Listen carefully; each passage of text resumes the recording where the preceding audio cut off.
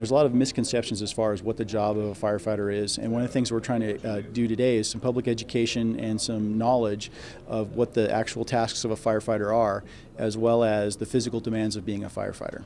I had the honor of living a day in the life of a Reno firefighter for a very realistic training session, and I've come to find these men and women need to know quite a bit on the job. We're an all-risk department that's responsible for everything from river rescue to high-angle, low-angle rescue, urban search and rescue, hazmat. After getting briefed, myself and the other participants got dressed in full firefighter gear, complete with the air mask, otherwise known as a self-contained breathing apparatus. From there, we worked on several different scenarios. The first one involved a simulated fire inside a building.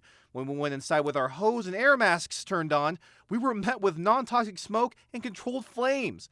And you can imagine how hot it was in there, especially with all of our fire gear on in the extreme heat. It's actually not as hot as a structure fire due to safety concerns, but it gives you at least a effective representation of what we deal with on structure fires. After we put out the fire, we found a lifelike 170-pound training dummy to drag outside the safety.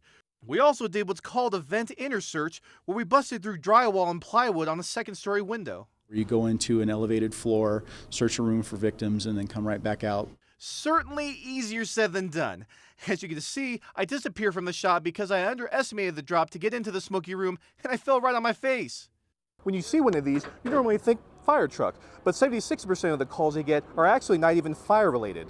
Last year, Reno Fire responded to more than 37,000 calls for service, and more than 28,000 of those were medical related. Firefighters need to be trained in basic to intermediate first aid, especially because they're usually first to arrive on an emergency call like a heart attack or a car accident with injuries.